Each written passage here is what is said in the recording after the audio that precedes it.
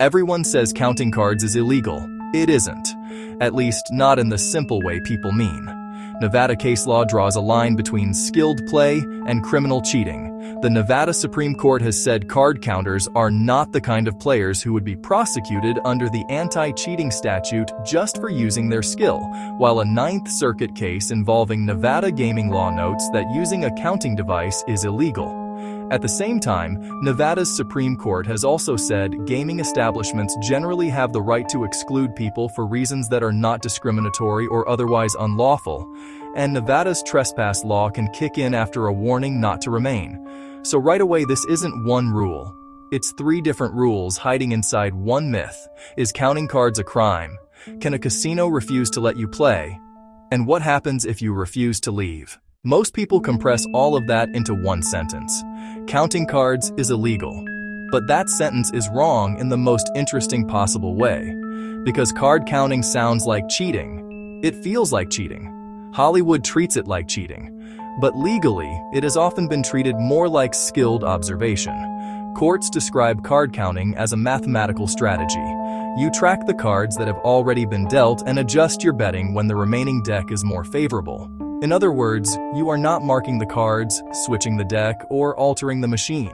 You are reading information the game itself is already giving away, and that difference matters. Because once you understand that, the real question changes from, why is this illegal, to, why do casinos hate it so much if it isn't illegal? The answer is simple, because casinos do not make money by winning every hand.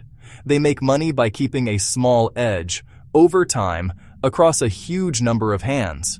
Card counting does not magically guarantee that one player wins every session. What it does is attack the long-run math, and one of the most revealing details in this whole story came from the famous New Jersey case involving blackjack player Kenneth Uston. In that case, the court noted that resorts conceded regulators could change blackjack rules in ways that would reduce the card counter's advantage.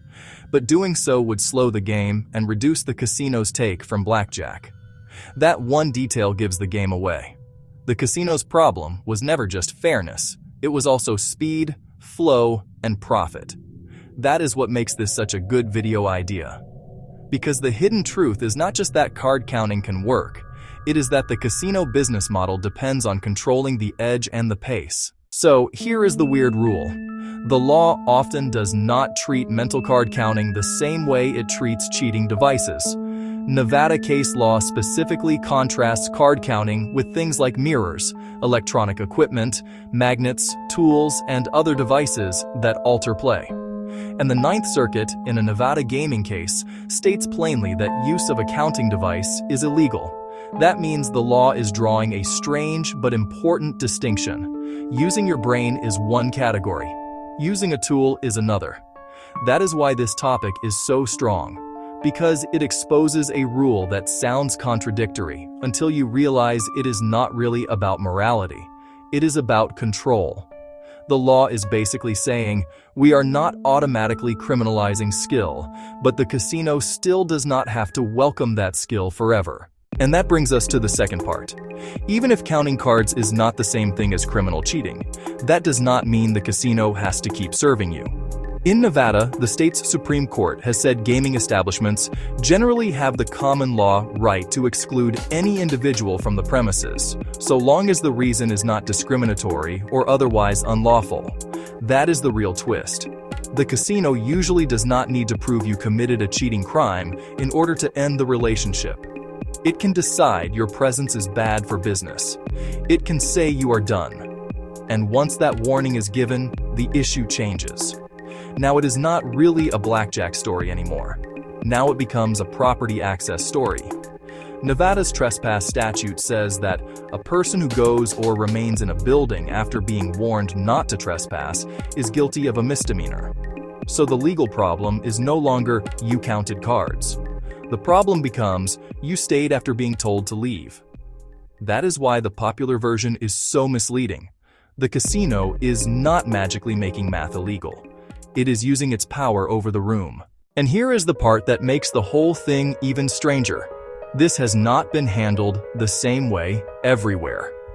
In the 1982 Euston case, the New Jersey Supreme Court held that resorts could not exclude Kenneth Euston for card counting under that state's Casino Control Act, because the commission had the exclusive authority to set the rules and methods of play for licensed casino games. Later, Nevada's Supreme Court discussed Euston and explicitly declined to follow that narrower New Jersey approach, instead recognizing a broader exclusion right for Nevada gaming establishments. So even this famous rule turns out not to be one universal rule at all.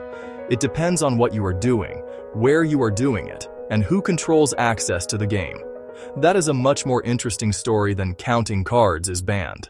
So when people say card counting is illegal, they are blending together three completely different ideas: mental skill, device-assisted cheating, and refusing to leave private property after a warning. And once you separate those, the truth is way more interesting than the myth. Because this is not really a story about blackjack. It is a story about the line between what is illegal, what is allowed, and what a powerful private system can still refuse to tolerate. You are allowed to think. You are allowed to observe. You may even be allowed to gain an edge. But that does not mean the house has to keep offering you a chair. And that is the weird rule. Not that counting cards is illegal, but that it can be perfectly legal in one sense, unwelcome in another, and risky the moment the issue stops being math and starts being trespass. That is how casinos really win this fight.